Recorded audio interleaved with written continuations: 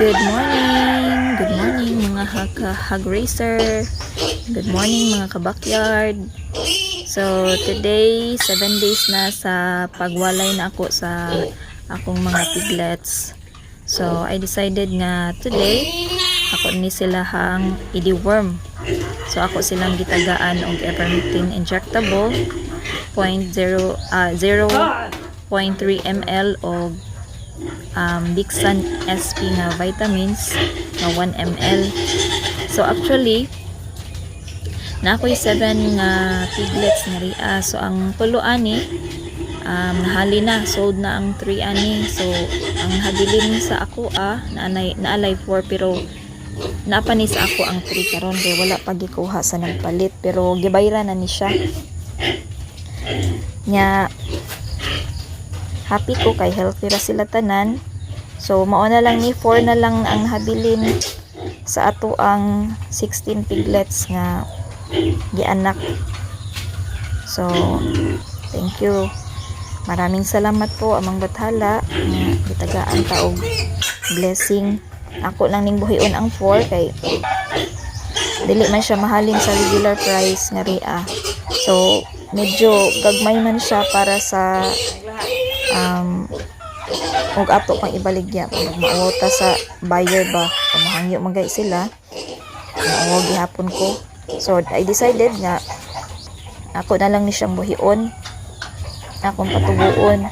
So ang usa ani ako ning gitagana para sa akong nanay sa iya birthday hon, at least man lang maka-lechon tag gamay sa birthday niya buhon niya. Ang usa pod ani ako po ning gitagana para sa church.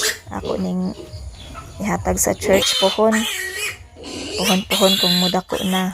Kanya ang tuan ni ako ni siyang ibaligya pohon ang atong ipalit og another mama pig atong padakon. So mao ni nga nahinay lang ta sa tong nabuhi ni sa glisod. Basta magpadayon ta, goods na ta.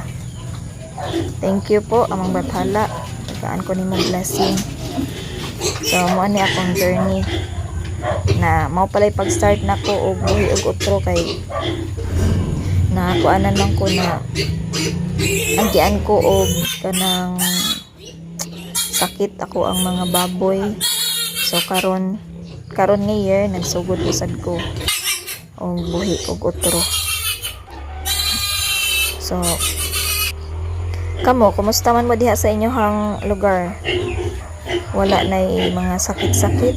Di na namubalik unta ay kakansi kayo. So maara ni, thank you guys for watching. Ayaw kalimot pag-like, pag-share o pag-subscribe. Unya comment down below. Thank you.